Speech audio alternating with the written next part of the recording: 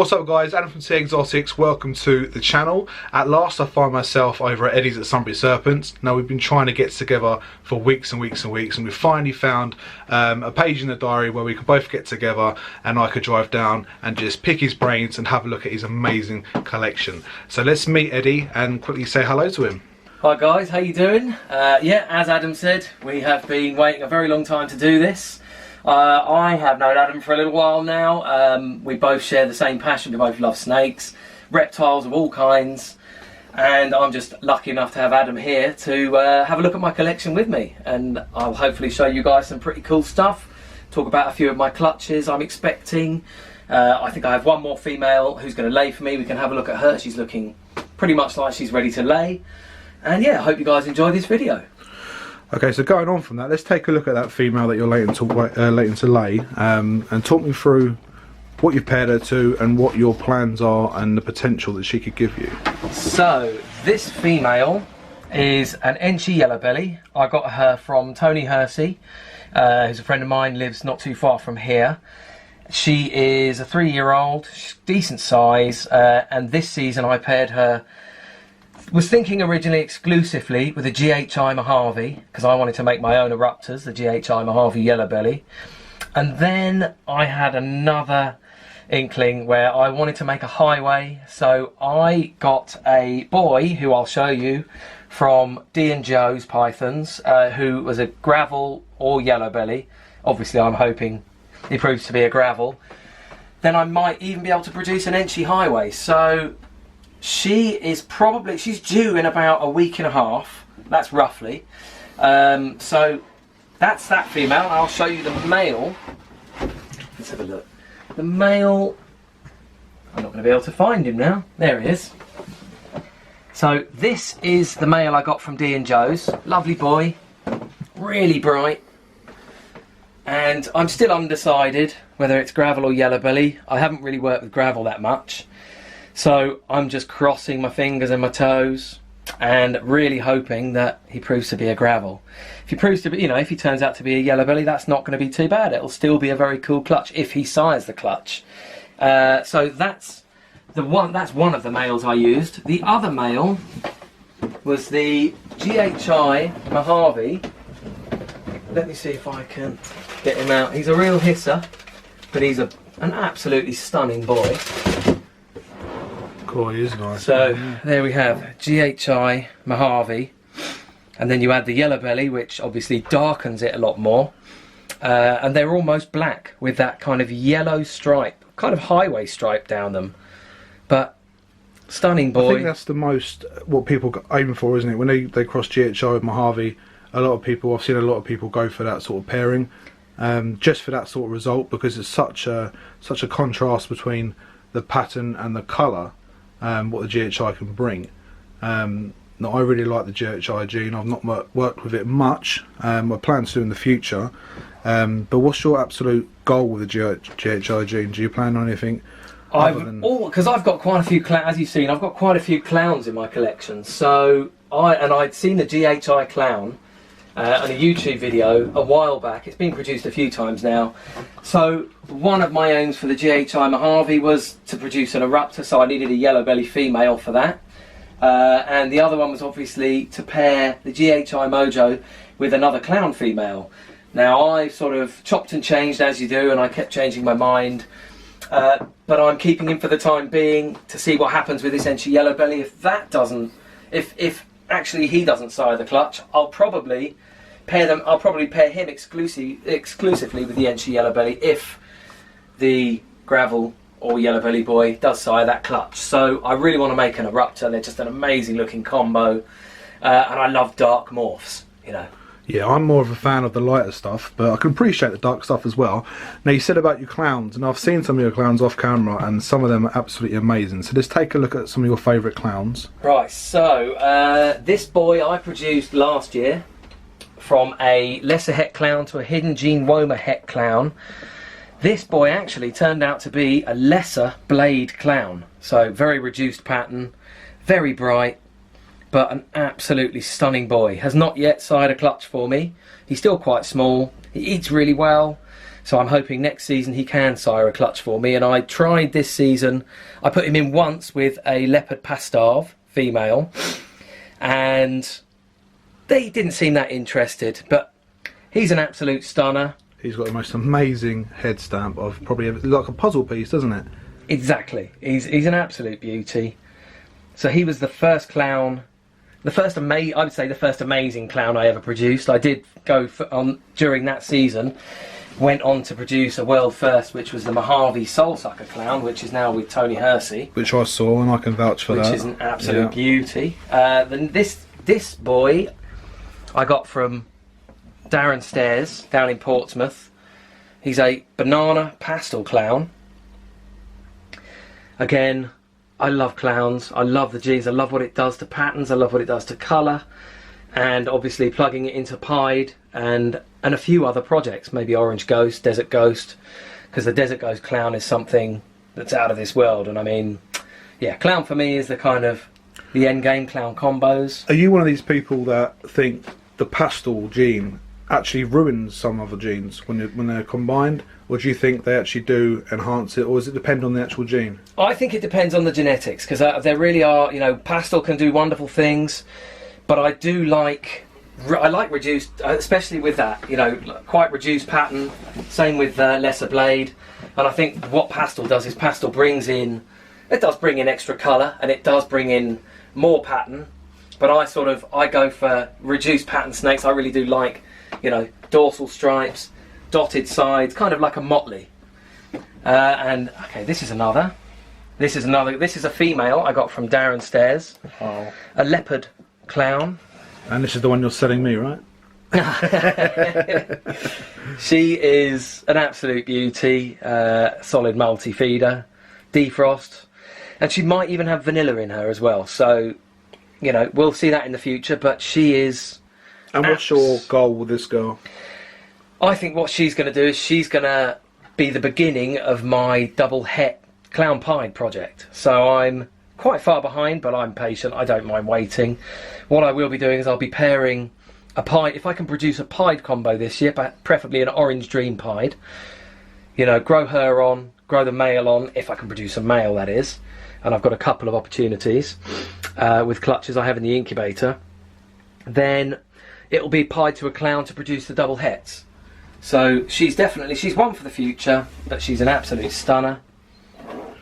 See, what I like about especially UK breeders is majority of UK breeders are a long way behind the American breeders in terms of projects. We are. Yeah. But it's not a race. It's if someone can find a long-term project to concentrate on, whether it takes them years or not. And when they don't care that they're so far behind, I think that's true passion, because you're not trying to play catch up. It's not about a quick buck. It's about making the best animals that you can make, even if someone else has made them already. Totally agree. Which is why this hobby is so fun to be a part of. So what else is in this amazing hatchling rack? Okay, let's have a look. So we have a male here. He was produced again by Tony Hersey. This is an Orange Dream Yellow Belly het pied, 100% het pied. And he was exclusively paired. He's very small, but he bred like an absolute machine. He was exclusively paired to this female here, who is. Oh, she's made a nice mess. This is an Enchi Woma het pied. So she's 100% het pied. So these two put together, and she gave me 5 beautiful eggs, which are due to hatch on the 24th of this month. So not long to go. I'm really looking forward to that, and it'll be my first opportunity to produce, if I'm really lucky, an Orange Dream Yellow Belly pied. Hold back? 100% a hold back, unless you want to remortgage. And that's true. That's true. That's true. So he's a wonderful little male, absolutely beautiful. That you can see he is just a stunner. He is a very pretty boy. Skinny little sod, but he's an absolute stunner. Let's have a look. Another male who I really like, again for his really cool pattern, is this chap. Now he is an Enchi Woma, Leopard Enchi Woma, 100% het pied. Again, beautiful boy, incredible eyes. Yeah, he looks amazing. He's absolutely stunning. I haven't bred him this year. He was bred quite heavily by the previous breeder. So I've given him time off. I'm feeding him up. I want to get him up to 1 kilo. And then next season I'll have some plans for him. Perhaps for the Pied project. But obviously that's pretty boy indeed. He's lovely. No, he's lovely. Absolutely yeah, beautiful. And see what Leopard and Woma do together. I've never been a fan of Woma. It's too much like pinstripe, and for me, it's very hard for me to tell them apart.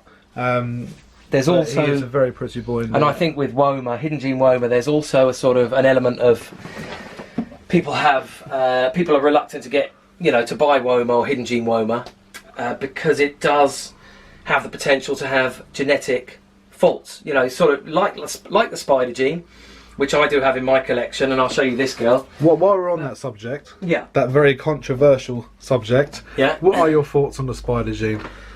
For me personally, I love the spider gene. I love what it does with combos. I wouldn't get rid of it out of my collection just because the IHS say it's a banned morph. I think spider should be in all collections. It's unfortunate that sometimes you do get spiders with wobble, they corkscrew, and it's a sad thing to see, but for the combinations you can produce with them, and just for the fact that they look absolutely amazing. So, as we were discussing, spider in the collection, you see. Now, this female is a banana leopard spider. There's just one reason why you should have some spider in your collection. Absolutely stunning girl. She's a complete pig. She loves her Maltese, but she is very close to 1 kilo. So, do you find they sort of do better on Maltese over rats? Are you one of these people that think it's an ongoing debate amongst reptile keepers that Maltese are higher in protein than rats? Rats are higher in fat. Now I'd probably say 60% of my collection, because I breed rodents, 60% of my collection are on Maltese because I have them on tap. And most of them feed consistently. The rest of the collection are on rats, because I also breed rats. And they feed exactly the same, and they all grow at pretty much the same rate. Do you notice a difference in the poop? Yes. Because a lot of people say that with Maltese you get less waste. And if you do have any waste from any of the snakes who eat Maltese, it's very small. Yeah. Whereas from the rats, I find, if I feed a 200-gram rat to one of my massive females, you'll generally get like a 50-gram poo. You'll get a fairly decent sized poo, so there's a lot more to clean up. But I think, it's a debate that's going to be ongoing. Some people believe that Maltese are just the way forward. They are, I've used them in the past for problem feeders. My snakes tend to prefer them. If I put a rat into a multi-feeder's tub, they'll flick their tongue at it, they'll look interested, but then they'll turn away. As soon as I change it to a multi, they'll flick their tongue, smack it, wrap around it and eat it. But, each to their own. Everybody has different ways of feeding, different times they feed, different rodents they feed.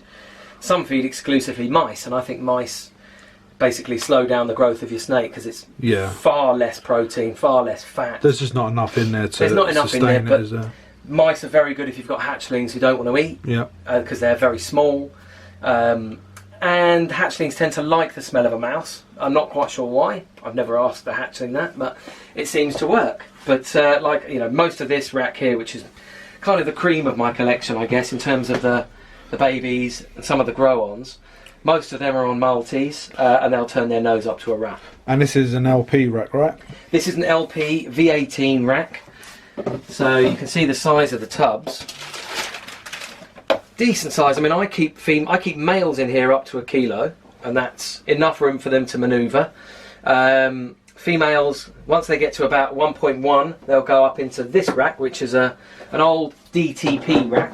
Well, I think they're JCP or DTP. They're JCP now. So there's a lot of similarities to my room already, because obviously I have the exact same rack here.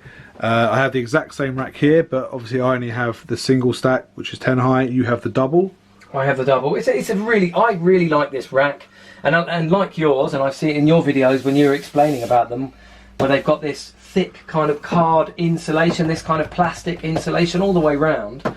So humidity is brilliant in these tubs. The heat is absolutely brilliant because it's trapped in the back of these where you've got the heat plates.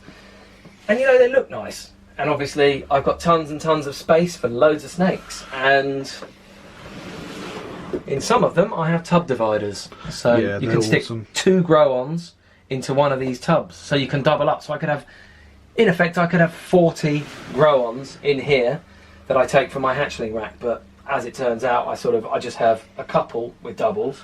There's one thing I don't like about this rack, and that I love it and I hate it at the same time. Because this is so well insulated, I sometimes have trouble with overheating in the rack, because of the placement of the probe. Yeah. I think that it can get too warm too quickly, and I've really got to try and jiggle around with the probe just to try and get the right sort of perfect sort of temperature going in the tub, because it's very easy to overheat these tubs when you've got such good insulation. And it is really good insulation. Obviously it's better to have it when the lower you get down the rack, but I find my top 2 rows get excessively warmer than the rest. Yeah, it's always the way with racks, and I mean you'll find with most racks that the top tubs are going to be the warmest, the bottom tubs, or the bottom row is generally quite a cool row. In this I've got 1 stat running the whole thing, but I actually prefer to have more than 1 stat running a rack. So this works okay, but it doesn't in terms of I can't adjust. If it's too hot up here, it's often cold down there. If I turn it down, it's too cold up here and it's freezing down there. So I'm constantly jiggling around. It's playing around with it, finding what works. But with the old heat gun, I have a heat gun on standby all the time. Whenever I'm in here, if I feel something different, I pick a snake up, and the snake feels cool, and I pick it up from a hotspot, I'm immediately onto that with the gun, tweaking the thermostat. And it's just one of those things, it's a habit. It's one of those things that can make you really paranoid, especially when it comes to like incubating, and when people put probes inside the box, probes in the actual incubator. What do you do in terms of probes within your incubator? Well, what I actually do is I usually have, so if you have a look at the incubator over here, I've got, it's basically an old beer fridge. Like a lot of people have a similar thing. I have a thermometer, hygrometer at the top, which reads the level of the temperature up there and the humidity in there. I generally use the same substrate at the same dampness in all the tubs, so it will always, the humidity in the tubs is usually about 95-97%. And obviously it increases as the snakes go on further and further into their term. And that holds, as you can see, that 89.1 perfect temperatures. It holds pretty perfect. Every now and then when it's boiling hot outside, it will go up by 0.1 or 0.2. But this incubator has been brilliant. I've never really had any problems from it. I've hatched, last year I hatched 3 clutches from it. The year before I hatched 8 clutches. This year I'm going for 7 or 8 clutches, but I've had a couple of non-starters in terms of some clutches, which are in some of my videos where I've had my Motley Clown female, who I was expecting a large clutch, 10 eggs in fact, and she gave me 6 slugs and 4 eggs, 2 of which died. I think you've been just as unlucky as I was last season with your slugs. But it happens, it's part of it. You've got to take the rough with the smooth, it's part 100%. Of the hobby, and it is a game of patience. You have to be patient. Things take time. Females take time to grow up. Don't breed them young. Wait till they're a good size. Obviously, if a female gets to 3 kilos in 2 years, which is unlikely but can happen. My Hidden Gene Woma het clown female, who produced a clutch for me in her 2nd year, was 2.4 kilos when I bred her. She gave me an amazing 8-egg clutch. But sometimes, even like this girl here, this Motley Clown female, even with the big girls, sometimes it just doesn't go to plan, She was bred by a Leopard, Malum, Hidden Gene Woma het pied. So I was that was going to be the start of my pied clown project. And unfortunately she produced loads of slugs and some eggs. And two of those died in the incubator, and 2 of them are still yet to have their post-lay shed. So I'm going to do a little video of that later on, maybe in a week or so. She is a beautiful girl. She's a beautiful girl. She's really big. She eats really well. And, she's, again, it's one of those things. It does happen. You've got to take the rough with the smooth. I'm happy to feed her up and try again next year. You know, if she's in good condition, I'll try again next year. And the same with this pied female down here, who unfortunately gave me a whole clutch, 12 slugs. She is massive. And obviously, when they give you slugs, which are a much smaller egg, they don't lose as much of their body weight. But I mean, what's she weighing? She's about 2.7. She is an absolute But as you can beast. see, I'm going to put her down because she has, 2 days ago, she had quite a large meal. So I better leave her alone to digest that. But she's probably the biggest pied I've actually seen in person. I think she might be the biggest pied I've seen. She's an absolute giant. You see, I've got big hands, guys, and you can see, if I don't scare her too much, the size of her on my hand. She is a big, big girl. Yeah, she is a bit of a giant. And I guess there's one other female I should show you, actually, who I'm really proud to have in my collection, and I finally joined the Red Stripe project. Now, this female is feisty and likes to try and bite me all the time. She is a Pastel Red Stripe. She is a stunner. She's absolutely gorgeous. So what are your plans with her? Well, I've been following Justin Kabilka's Magma and Pompeii project, so I want to put some clown in there. I want to go, I want to put some leopard, some yellow belly. I don't have any black pastel in my collection, so that's something I can perhaps get in the future. But she will advance my clown project significantly. And some of the red stripe clown combos that I've seen produced by Justin Kabilka, by Rob Hurd at Quality Captives, are just absolutely amazing. So again, she'll probably breed for me next year if she carries on eating the way she's eating, and she's a multi-feeder. I'll give her a 60-gram multi once every 7 to 8 days. Joe, it's a terrible cliche thing to say, but the camera does this girl no justice whatsoever. She is bright as a button. She is really bright, and on camera it's not really showing that. What else is in this rack? And this rack, if I remember rightly, when you first got this used to be a venomous rack, right? This was a rack owned by a guy in Dorking who keeps Gabon vipers and Gila monsters, so venomous lizards. Beautiful rack, and he had some Gabon vipers in there. There's a couple. Yeah, there we go. There's a sticker there that says venomous snakes.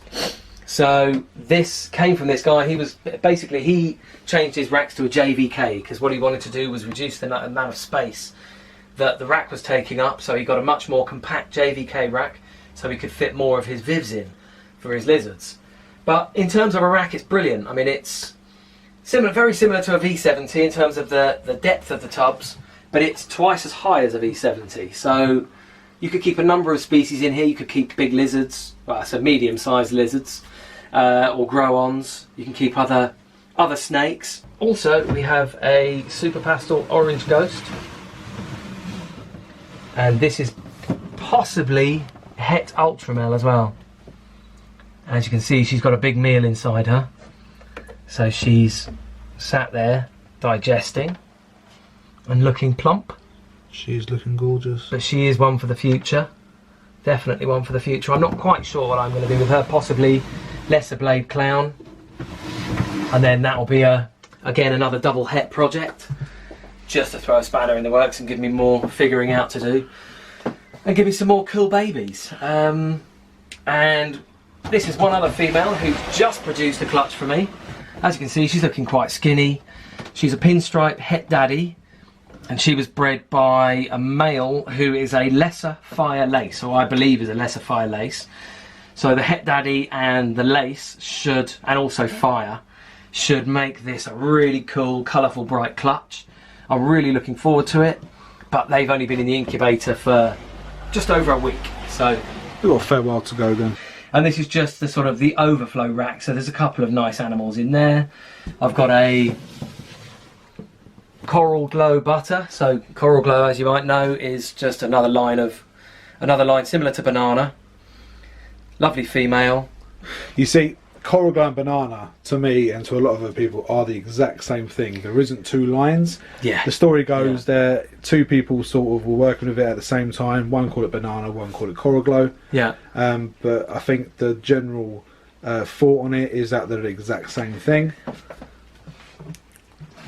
Let's have a look. So here we go. We've got a coral glow butter and a banana pewter. Banana pastel cinnamon. And to be fair, yeah, I mean, you'd say to an untrained eye, you know, you'd say they're both banana. Yeah, definitely, yeah. Obviously, the cinnamon makes a big difference, and the banana. And this is one thing I'm not 100% sure about, but maybe someone can comment in the video. Do coral glows come up with the speckled banana spots? That's something I was never sure about, because I've never owned a coral glow, but I've had a couple of bananas and I've produced a lot of banana combos, and they've all eventually come up with the freckles. But as you can see, this female hasn't got a single one on her, and she's of a decent age as well, so that's bizarre. Also, we've got this lovely boy from Justin Kabilka. He is gonna bite me. No, he's not. He is a firefly spider, another spider for the collection. Firefly spider het clown male.